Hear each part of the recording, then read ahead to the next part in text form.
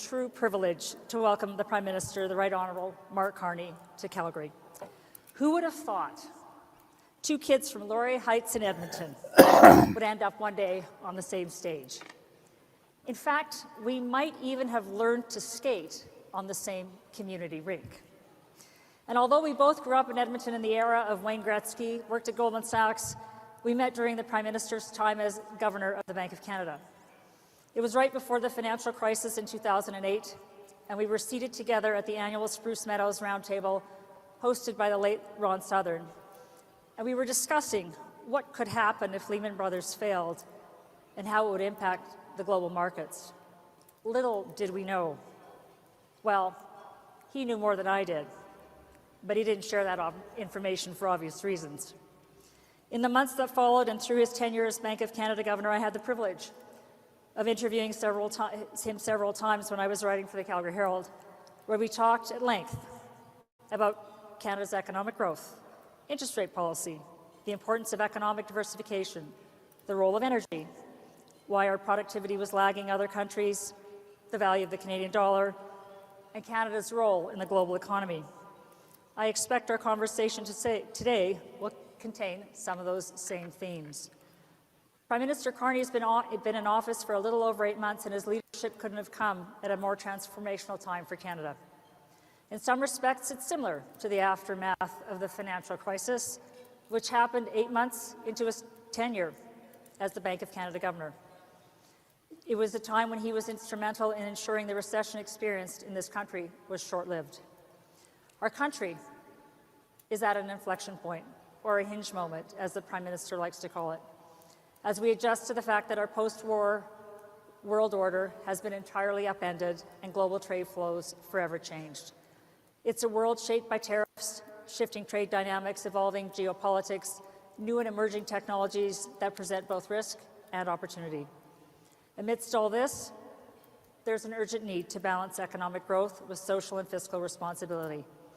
And we have a shared vision between the government, the federal government, the provincial government, and our business community.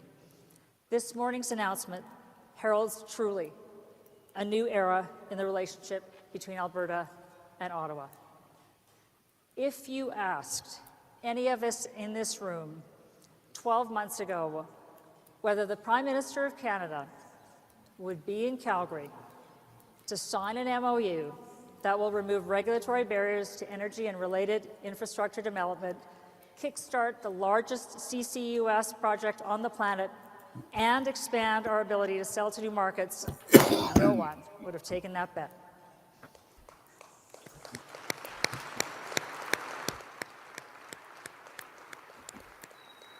We know the energy sector is a key economic driver for Canada, with taxes and royalties supporting budgetary commitments, employing more than 500,000 people directly or indirectly, accounting for a quarter of international exports, and being the largest employer of Indigenous peoples in this country. It matters. Everything we do every day takes energy. And now we have a Prime Minister and some federal ministers who understand that, and who have worked tirelessly along with Premier Smith, her dedicated ministers and staff, to get us to today. I think of all the work that has gone into this, and I think of the line from John F. Kennedy's moonshot speech. We go to the moon not because it's easy, but because it's hard. And 8 years later, Neil Armstrong was on the moon. This was hard, and it's the beginning of a journey. But in 8 years, I'm confident we will be able to point to many energy projects that began with today's MOU. Thank you, and congratulations to everyone who played a role in getting us here.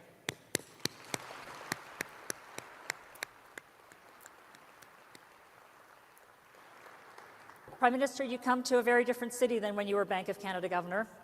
Back then, all we really talked about was the oil price, maybe Northern Gateway. Today, it's all about oil and natural gas, but we've added clean tech, agriculture and ag tech, fintech. The University of Calgary is playing an important role in our economic diversification as it continues to create more startups than any other U15 university in the country, and where the X Prize has chosen to locate its first Canadian hub.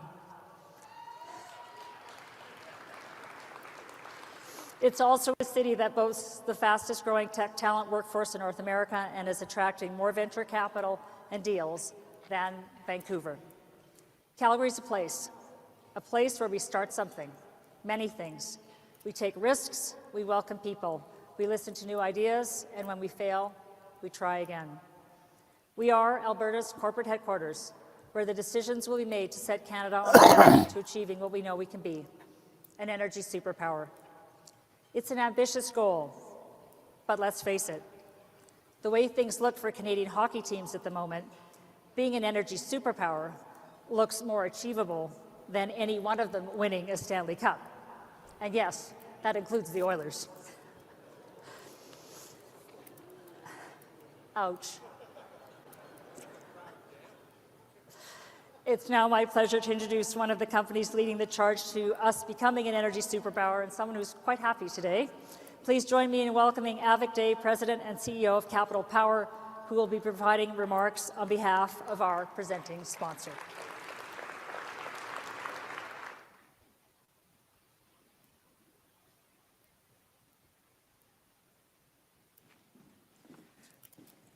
Thank you, Deb. Good afternoon, and thank you to the Calgary Chamber for bringing us together today. Today is a significant moment for both Alberta and Canada. We're here to welcome Prime Minister Carney to Calgary and to celebrate something powerful: the federal government and a province coming together to collaborate on economic growth, Canada's future, and our shared national prosperity. We're living through a pivotal inflection point in the global economy. The AI revolution is driving unprecedented energy demand. The US alone has 130 gigawatts of proposed data center development, nearly matching Canada's entire installed electricity capacity. This is the scale of economic activity happening right now, and Canada has a choice. Do we power this growth here, or do we watch it go elsewhere? What makes today historic is this: we have a federal government and provincial leadership aligned on the answer. Prime Minister Carney has made Canada's economic growth and prosperity a national priority. Premier Smith has consistently championed Alberta's role as a global energy leader. This is what nation building is. This is what happens when governments choose growth over gridlock. When regulations support rather than restrict reliable energy development, major companies and investors know they can build. Every new factory, data center, manufacturing facility, and housing development needs power. They need it to be reliable, affordable, and available now. This is Canada at its best. Governments working together to ensure Canadian communities, businesses, and workers benefit from the most significant wave of energy demand in our lifetimes. Pro-growth policies means companies like Capital Power and many others across the energy sector can invest, build, and create the capacity this country needs, creating new jobs and building long-term prosperity. But here's the thing. This isn't just a government issue. It's a national conversation that each of us needs to have at every kitchen table across the country. If we as Canadians want a prosperous future, if we want sovereign capacity to power our growth, we need to understand what's at stake and support our leaders willing to make those bold calls. Prime Minister Carney and Premier Smith are doing just that. They're prioritizing Canada's economic potential over regulatory inertia. They're moving at the speed this moment requires. And that leadership deserves recognition and support, not just from industry, but from all of us who want Canada to seize the opportunity. So, Prime Minister, welcome to Calgary. Thank you for your leadership and your commitment to unlocking Canada's growth, to ensuring Canada becomes an energy superpower. And thank you, officials and leaders from the Government of Alberta and Canada, for all your efforts in making this moment possible. Ladies and gentlemen, please join me in warmly welcoming the Right Honourable Mark Carney, 24th Prime Minister of Canada.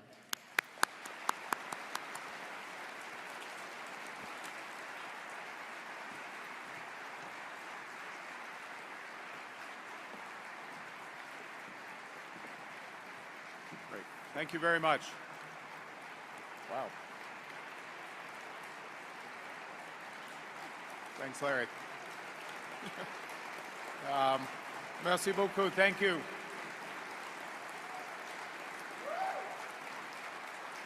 Thank you very much.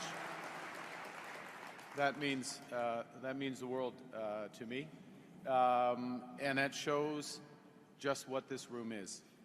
A room that's ready to get things done. A room that's been held back but now ready to get things done, and that's what today is about. I want to start by just acknowledging Ministers Olszewski and Hodgson, my fellow MP, Corey Hogan, Premier Kenny, former Premier Kenny, Jason, a tremendous public servant of this province, of this country, through challenging times. I'd like to welcome Mayor Farkas. He shows up and all of a sudden everything gets sorted out. He's got remarkable, he's on a roll. And thank you, Deborah, and all your team from the Chamber. It's great to be back home in Alberta. It's great to be back with the Chamber. It was about a year ago, in fact, I think it was exactly a year ago this week, that I was last at the Chamber. Some of you weren't there. There were 20 people around the table, and Deborah brought cupcakes, Edmonton Oiler color cupcakes, on a cold Thursday afternoon. Today we're having Alberta beef. Over 1,000 business and community leaders on an important day for my home province and for our country. Things are definitely looking up. Thank you. You know, Calgarians and Albertans have always been bold. Here, ingenuity is a resource as every bit as powerful as what lies beneath our soil. It's a mindset that has led to the founding of great companies. I'm going to get in trouble because I can't list them all. WestJet, TC Energy, Canadian Natural, our sponsors today, to name but a few. Because after all, this is a city that grew from a fort on the Bow River into a global energy capital in little more than one lifetime. Proof that when Albertans commit, they don't just rise to the challenge of the day, they draw entirely new horizons of Canadian possibility. This country has never needed that spirit more than now. As Avik just referenced, and Deborah did as well, the world is changing rapidly. The U.S., as is their right, is transforming all of its trading relationships. But as a consequence of that, many of our strengths, based on historic close ties with America, have become our vulnerabilities. Last year, for example, 3/4 of Canada's overall exports went to the U.S. Over 90% of our lumber, our aluminum, our steel. Over 95% of our energy exports go to the States. That tight interdependence, once a strength, now a weakness. We estimate that the U.S. tariffs, and almost more importantly, the uncertainty that they're causing, will wipe about $50 billion from the Canadian economy. That's the equivalent of about $1,300 for every Canadian. And this change, reinforced by technological changes, happening fast. It's not a transition, it's a rupture, which means that our economic strategy needs to change just as dramatically and rapidly. Because we know that nostalgia is not a strategy. The U.S. has changed, that's their right. We must respond, that is our imperative.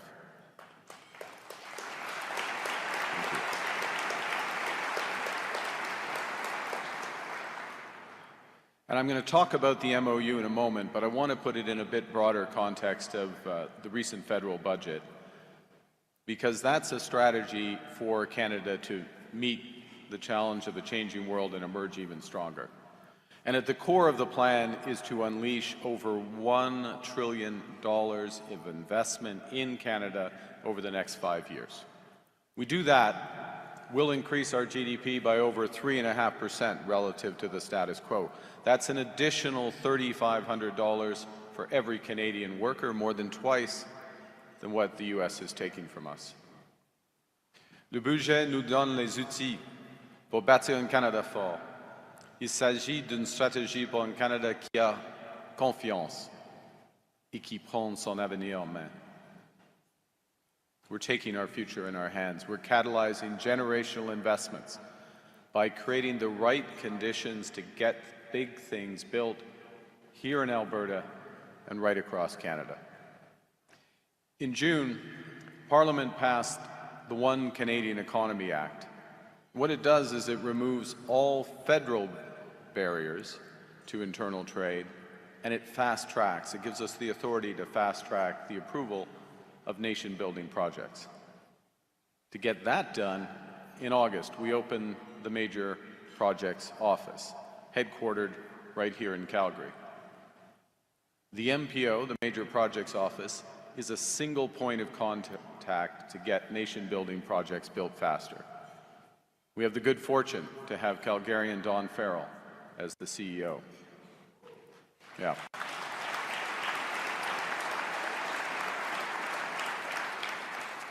Dawn needs no introduction in this room, but if those watching, she has more than 35 years of experience, including as CEO and chair of Trans Mountain and CEO of TransAlta. She knows the energy sector, and above all, she knows how to build big. Thus far, in the last few months, we've referred two tranches of major projects to that Major Project Office. Those projects represent about $115 billion of investments in LNG, in nuclear, in hydro, in critical minerals, as well as in new trade and energy corridors. And these projects are part of bigger strategies that go from unlocking our full potential as an energy superpower, to building high-speed rail and pioneering sovereign data and intelligence infrastructure. All strategies designed to build a better connected, a stronger, and a more sustainable Canadian economy. And that's why I'm here in Calgary today.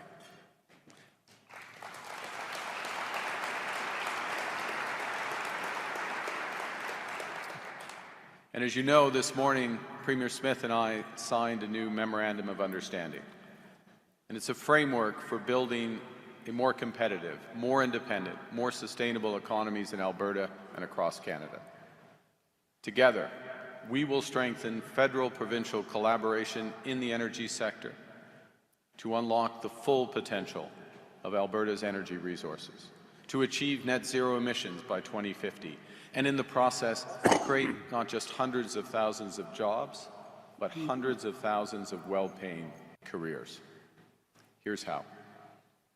The Canadian government will enable a clear and efficient approval process for a new private sector constructed and financed pipeline, priority to Asia, and a pipeline with Indigenous peoples' co-ownership and benefits. And by working with a new cooperation agreement, which is part of the MOU, we will maximize the benefits of one project, one review for the Alberta portions of any projects. The pipeline will transport at least 1 million barrels of low-emission Alberta bitumen a day, with a route that increases access to new Asian markets as a priority. This enhanced capacity would be on top of a further expansion of Trans Mountain by an additional 300,000 to 400,000 Alberta barrels per day. These projects can diversify our exports, reduce the discount on the current sales to U.S. markets, increase our independence, increase Canada's prosperity. To make them possible, our MOU also advances the construction of Pathways Plus, because we recognize that in order to be competitive over the longer term, energy doesn't only have to be low risk and low cost, but also low carbon. Pathways Plus will be the largest carbon capture, utilization, and storage project in the world, achieving emissions reductions that are the equivalent of taking 90% of all the trucks and cars off the road in Alberta. It will make Alberta oil amongst the world's lowest carbon intensity in the world. And it has the potential to create an entirely new industry in Canada, just as Alberta did with the oil sands when I was a kid. The MOU is committed to building in partnership through cooperative federalism. Cooperation, obviously, between the federal and Alberta governments. Cooperation by ensuring that Indigenous economic benefits, partnerships, and opportunities for co-ownership are fundamental to every project.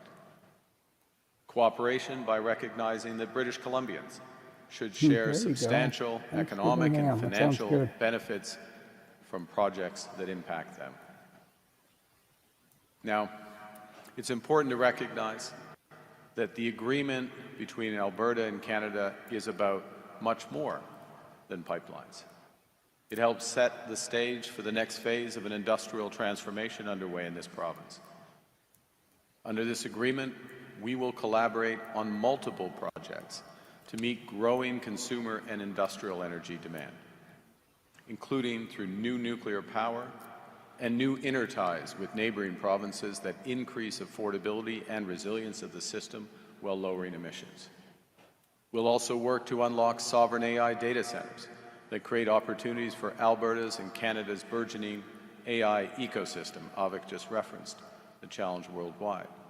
We'll do it in a way that protects our independence of our information and our algorithms. Nous allons réaliser de grandes choses et le faire de façon durable. Notre nouvelle stratégie de compétitivité climatique est notre plan pour stimuler la croissance tout en réduisant nos émissions. Et cette stratégie va aider à générer des centaines de milliards de dollars d'investissement dans les infrastructures nucléaires, hydroélectriques, éoliennes, de stockage de carbone et de réseaux électriques, afin de faire du Canada chef de file de l'économie à faible émission de carbone. I'm trying to keep things going for So sure. this is all consistent with our broader climate competitiveness strategy. Early in the new year, the federal government will release our new electricity strategy, which will provide the tools and chart the path to double Usually have clean walking gloves, generation but it's a little across cold Canada. and snowy for that right now. When we power our country with sources such as hydro, wind, solar, nuclear, we don't just cut emissions, we give ourselves a competitive edge in the economy of the future. And I'll just spend a moment on the MOU to I don't know that I'll highlight ever have a how million it's subscribers. consistent I might and make a million aligned videos. with our competitiveness strategy. First, the first pillar of that strategy is to strengthen industrial carbon pricing in Canada to provide long-term certainty for businesses and investors. Under the MOU, Alberta is committing to strengthen the tier system, increasing the minimum effective credit price to $130 per ton. And yeah, it sure is a lot. Under the MOU, Canada and Alberta agree to work collaboratively I still to got a long design way to and go, commit though. to I'm just globally saying I got more competitive videos than I got subscribers. Longer-term carbon effective prices, giving 5 the times clarity as many. to Alberta businesses and investors. Secondly, in the federal budget, we expanded the clean economy tax credits, particularly investment credits for CCUS, carbon capture and storage, for transmission, for nuclear, and for interties. Private companies, those in this room, you will benefit from the budget's new productivity super deduction, which allows for It immediate takes time to get there, but it will. 100% write-offs I guarantee it for will. investments in a wide range of assets. And very importantly, when It's you're not looking the at projects, subscribers these that are hard to measures get. are It's the stackable. viewing hours. if you They're want to be additive. monetized. They lower our marginal effective tax rate for new investment to 13%. The best way to do it is with live And they streams every widen day. Canada's investment tax advantage over the United States to 4.5%, and over the rest of the G7 and OECD to 12%.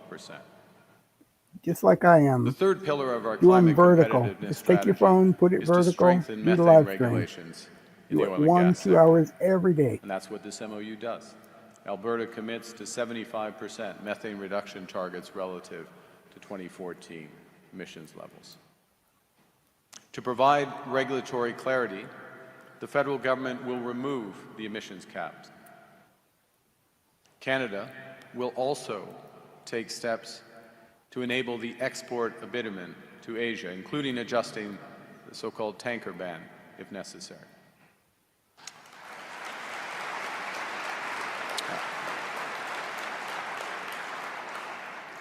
And again, I want to stress that via the Major Projects Office, via our new cooperation agreement, I see Larry here with Alberta, the Canadian government will ensure efficient and timely regulatory approvals. Now, we've You done a lot, don't need but to we show have your more to do. face. If you're And the governments of take your Alberta and camera and Canada point it out a acknowledge window that or something, all of the steps I've all you need to described do. are necessary, If you don't want to but go not outside, that is. sufficient conditions. yeah, example, sit on your back porch or your Completing the patio and pipeline will also require show the a wildlife private going sector on. proponent. And if you know one in the room, please, you can come see us. You can come see us afterwards. It will require meaningful and substantial partnership with British Columbia. We are committed to that. It will require meaningful engagement and consultation between the federal government, Alberta, British Columbia, and Indigenous peoples and rights holders. It will create opportunity for significant Indigenous ownership and economic benefits. I'm going to say, because the mayor is here, I'm going to say that while we're building a nation, we're also focused on building our communities. New hospitals, public transit, recreation facilities, arts centers. We've created a new $50 billion Build Communities Strong Fund in the budget. And through Build Canada Homes, we'll work with municipalities to supercharge housing construction, including new factory technologies such as those pioneered by ATCO and others that cut building times by 50%, reduce costs by 20%, lower emissions by 20%. And this work is already getting underway in Alberta. In Edmonton, in Edmonton, you started clapping for Edmonton. That's good. That's good. Let the record show. This, you see, cooperation it's infectious. And now Calgary and Edmonton are cooperating. Okay, I don't want to get carried away, but I want to point out that we've started this process. Build Canada Homes has started one of its first developments. I mean, we just set up this agency. We're just in the process. They're building over 350 homes on the village at Griesbach. Pendant que nous construisons chez nous, nous diversifions aussi nos partenaires en matière d'exportation et d'investissement dans le monde entier. Nous établissons des relations commerciales plus solides avec de nouveaux partenaires fiables pour doubler nos exportations hors des États-Unis au cours de la prochaine décennie. Ça représente 300 milliards de dollars de nouvelles commandes pour les ressources, les technologies de l'expertise canadienne. De nouveaux emplois pour les travailleurs d'ici en Alberta et de partout au Canada. We're focused on new partnerships abroad so that we can double our exports, over $300 billion more in the next decade. In the past 6 months, we've made deals with the EU, with Germany, with Sweden, with Indonesia. Pool and a dog show. Last week, we agreed to launch ambitious free trade talks with India and the United Arab Emirates.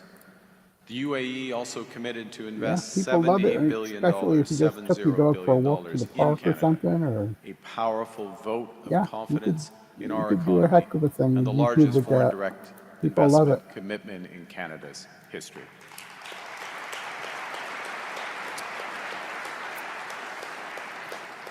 And you know many of the decision makers there well. I'm very confident this room can help put that money to work for the benefit of Canadian workers, Canadian economy, and yes, the United Arab Emirates. You know, as today's agreement attests, we know that it's not just about what we build, it's also about how we build.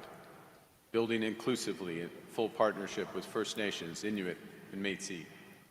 Nous bâtirons en solidarité avec les travailleurs, en créant de bons emplois syndiqués. Parce que les prochaines décennies seront une période exceptionnelle pour les Fishing métiers is very good for spécialisés. YouTube as I had well the if pleasure, you're, after signing the MOU, to can go to do the it. Iron Workers, 170, I 172. mean, just really, it just takes a gimbal, I The guess. next decades are going to be an And, incredible or a time to be tripod. in the trades. That's all I know. Et nous bâtirons de manière durable en mettant l'accent sur l'énergie à faible émission, le transport, le logement et l'industrie manufacturière afin de renforcer notre compétitivité parce que la réduction des émissions n'est pas seulement un The devoir fish becomes moral, the c'est star aussi of un the show. impératif économique. We'll build sustainably, but above Even if all, you avoid we catching will them. build by buying Canadian. We will be our own best customer. When we build new ports, new mines, millions of more homes, we'll build Canadian, Canadian workers, Canadian steel, Canadian lumber. Now, before concluding, let me be clear that to catalyze the types of generational investments we need to grow our economy, we also need to transform government to make it more efficient and more effective. And that's why the federal government is spending less so that Canadians, Albertans, can invest more. You know, we've just come through a decade during which federal spending grew more than 8% year over year, twice the rate of growth of our economy. So we are slashing direct program spending. We're slashing that growth to a little more than 0.5%. Actually, it's less than 0.5% annually over the next 5 years.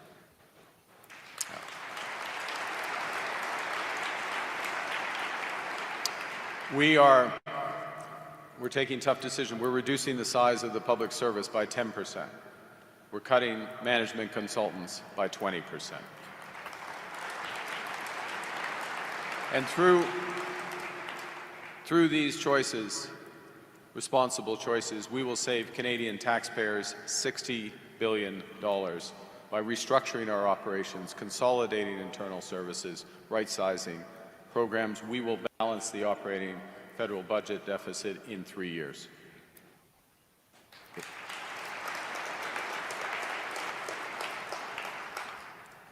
And while we do that, we will double the proportion of investments relative to our spending, going from the historic average of 4% to 9% in just 5 years.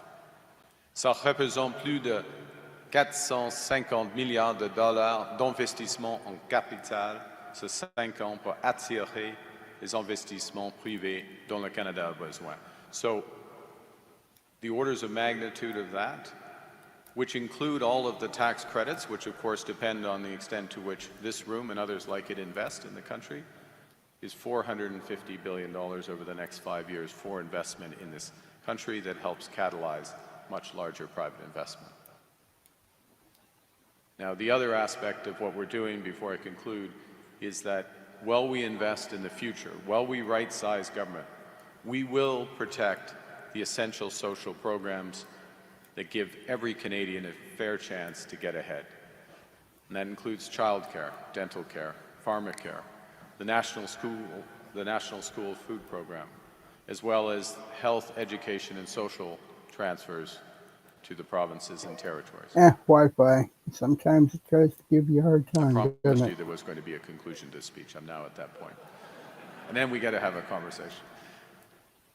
Look, the world's changing, including the U.S., and there are two potential responses to U.S. tariffs.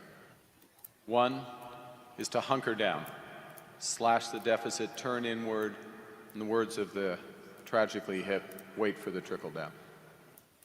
But that would mean getting rid of our key social programs, not investing in what we need now, and pursuing nostalgia as a strategy. The other option is to take risks, to invest boldly in our future as Albertans have done throughout their history. You know, I was born just north of the Alberta border in Fort Smith. When I was born, the oil sands were just a concept, a curiosity to most, but a few dreamers and builders. But even before I got my learner's permit, by the time I got to junior high in Edmonton, the oil sands had been transformed into one of Canada's largest industries through the brilliance of our scientists, the drive of our entrepreneurs, the support, yes, of our governments, That's Prime and Minister, above yes. all, the dedication of skilled workers. We're at a similar point. That's the scale of what we can achieve together now. You know, we used to explore in this country. We will chart new courses again. We used to build in this country. We will build big. We will build fast. We will build bold again. We used to take risks in this country. We will step up to the plate again. I'm grateful to Premier Smith, to Larry, to her team for working hard All right, guys, this has to ran create these new longer than I opportunities thought it for a would. stronger, more sustainable, more I think prosperous Alberta and Canada. we're gonna call it here. And I hope you guys have a good afternoon. I have a few things I got to do, but we will be back. And we'll see you later. Don't forget to like, subscribe, share it. Well, bye-bye.